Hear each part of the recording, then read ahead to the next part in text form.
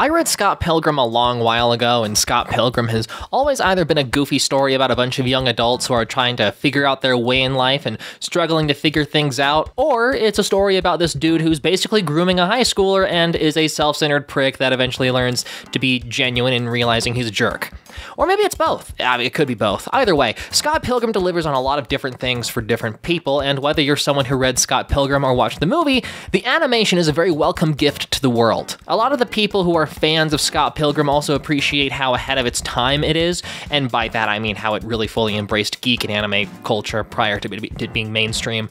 People who watch the movie appreciate how they combined the video game whimsicality of it all into like a live-action adaptation. However, with this adaptation, it seems they know they can really take the flow of the comics and try to emphasize that now that they have the luxury of an animated series, allotting them more time to do the comics more justice. Why aren't you bringing your new girlfriend to Julie's party?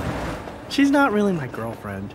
She's sort of my girlfriend. So if he isn't being a weirdo grooming her, he's being a jerk, clearly leading her on. Either way, it's weird, and it's weird how his friends don't grill him for it. Scott's character is one of blind obliviousness. He's the kind of person that is so socially awkward and so in his head that he doesn't realize the repercussions of his actions. Someone that's so in his head he needs help touching base with reality, and the animation style with how it uses a mix of different styles every once in a while, or does the, blurring effects in its own unique double vision sort of way, really helps deliver on that feeling. Wallace Wells? Wallace is my cool gay roommate. So like a sugar daddy situation. Reading Scott Pilgrim right when you were going through puberty, how the general appeal is cartoony and cute while also the story being mature, talking about cool gay roommates back when being openly gay wasn't all too common or accepted, or awkwardly dating and trying to go outside your comfort zone, especially when gay was used as an insult.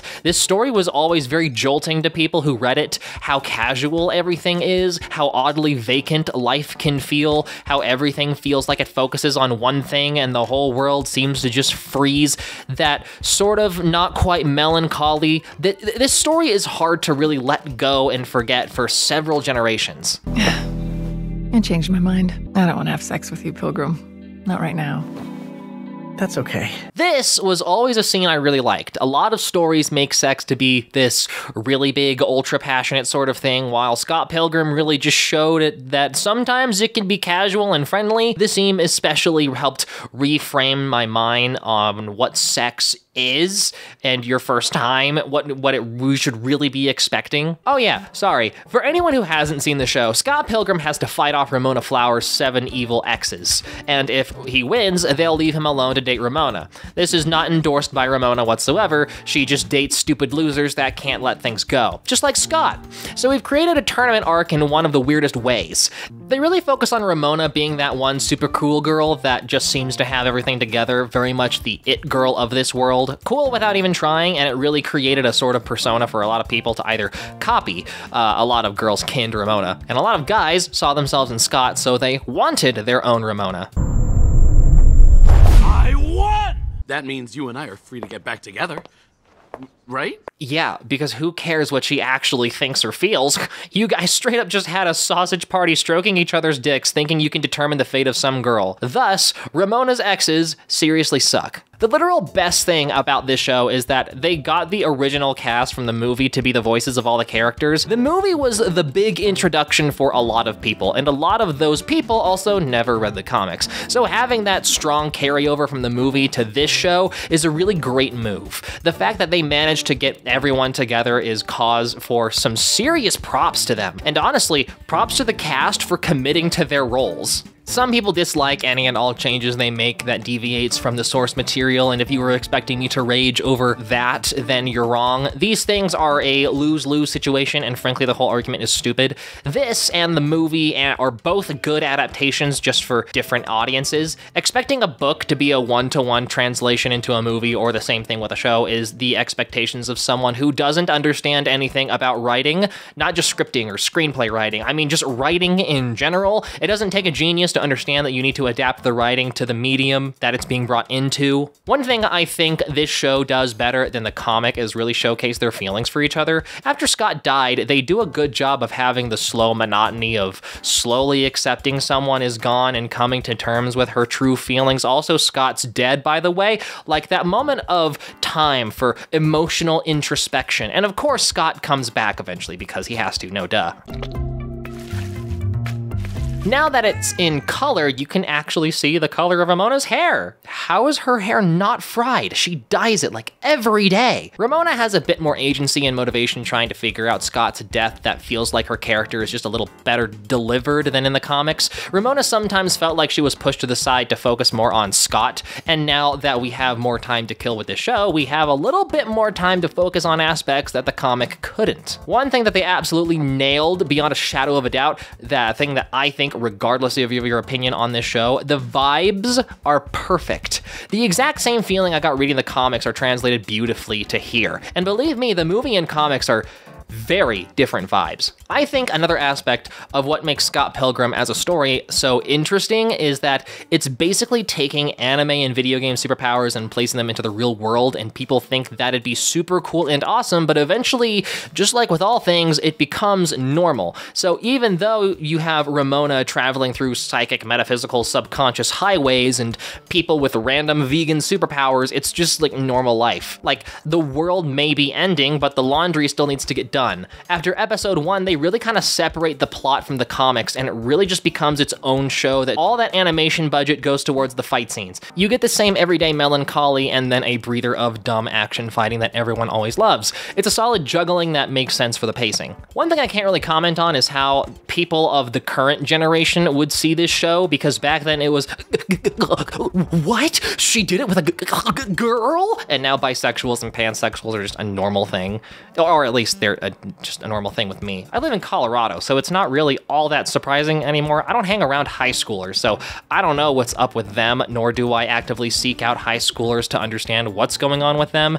It's because I'm not weird like Scott. So, if you're a newbie to Scott Pilgrim and this is your introduction, let me know in the comments your feelings about this show. This show is like the Midnight Sun of Scott Pilgrim, like an alternate timeline of what would happen if we decided to focus on the slightly more interesting character of Ramona. Is it true neither of you have acted before? We're very, very famous, and that's basically the same thing. That's what Hollywood thinks of Chris Pratt. Like, halfway through when Ramona is investigating the disappearance of Scott Pilgrim, we basically just have a whole episode to the vegan guy discovering he's gay for the laughs, and it kind of just throws away the whole episode. Like, the momentum of the show kind of just stops. This was supposed to be Scott fighting the evil exes, and now it's just not. I mean, I don't mind shifting gears, but also Scott Pilgrim is literally the name of the show, and he's not really all that present. It's just sort of weird.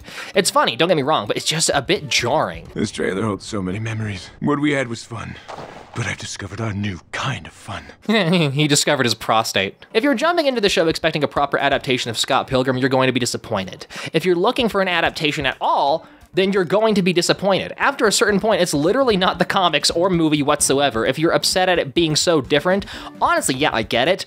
I've heard someone describe this as what Scott Pilgrim would have been if Brian Lee O'Malley grew up, which, if you're at this point in the show, doesn't really make sense. I think the reason this show is getting hate is because people walked in with wrong expectations. This isn't an adaptation, this is sort of a continuation in the weirdest, most meta way. Separate from it being a Scott Pilgrim non-adaptation, it really just sort of is a lame whodunit, and the big clue that allows her to piece it all together is anticlimactic and also incredibly obvious, which no doubt is what it's supposed to be obvious. So it's like, are we supposed to take the mystery seriously or not? You commit this whole series to the mystery while also not taking it seriously, but you deliver it as if it's a serious mystery, like it's conflicting. And now this is the part of the review that becomes a massive spoiler, so if you haven't actually watched the show, then go ahead and do that and come back later. Okay, in 3, 2, 1. So we finally decide to focus on Scott. Apparently, when he disappeared, he was actually flung into the future Samurai Jack style.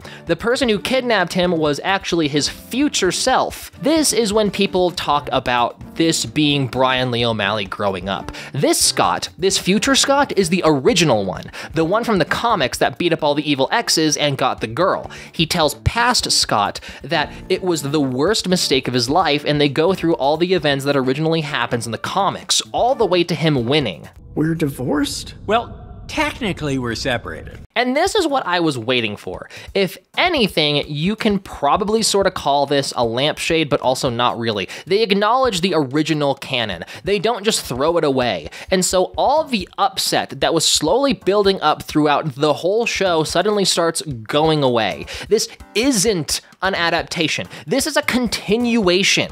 This isn't the same thing. This is more stuff. And now, at least in our own brain, everything is still intact. So even though this isn't what we thought we were gonna get, this is fine. I took you away from Ramona on purpose. I used to have a heart. Now it's gone. Future Scott is super angry at Ramona and blames her for their marriage failing, and refuses to bring past Scott back to the original time until he's convinced not to date Ramona. Now, all the aspects of the mystery that we thought were obvious turns out to be misleading. They made us think it was obvious when it was actually all leading up to the big twist, and everything starts really clicking. You know, in that proper and satisfying whodunit sort of way. Before, it sucked, then the twist, and then suddenly it's great. Before, in the old canon, Scott was the one proving his love to Ramona. Now, we see Ramona proving her love to Scott. Now, the goal is to forget about future Scott, go back in time, and fix their relationship,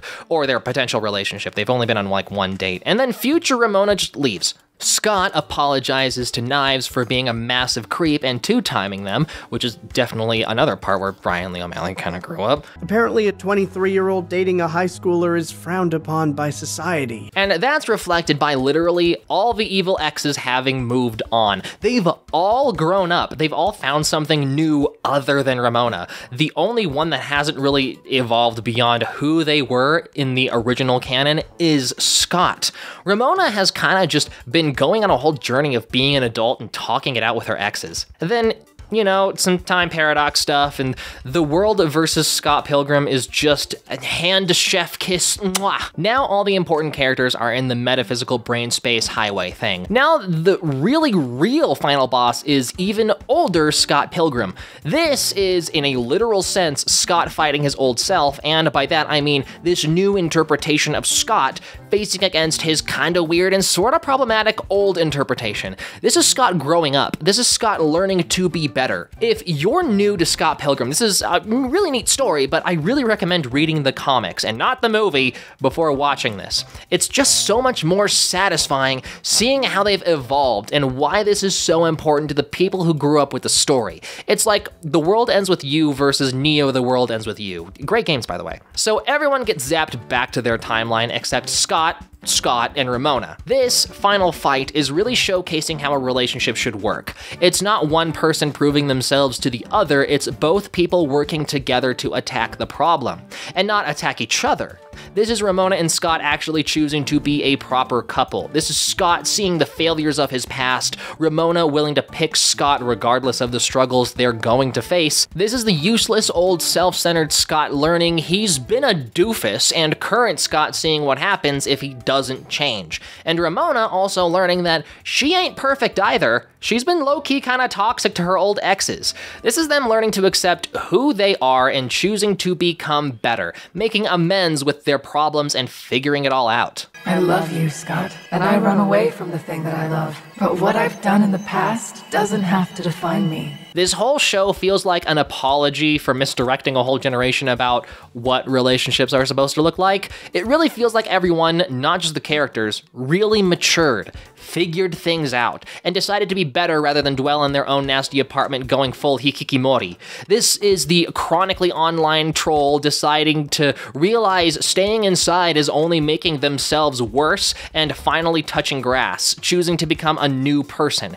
It's really sweet and so satisfying to the people who've been through the same journey, finding that inner strength to realize maybe I am the problem, and picking yourself up and trying all those things you've always wanted to do, even if it doesn't end up the way you wanted. I think I'm firmly in the opinion that this show was great. Thanks to everyone for watching. I really hope you guys check out this show. I hope you enjoyed this video. You can buy my feet pics on Patreon. Stay beautiful and keep playing.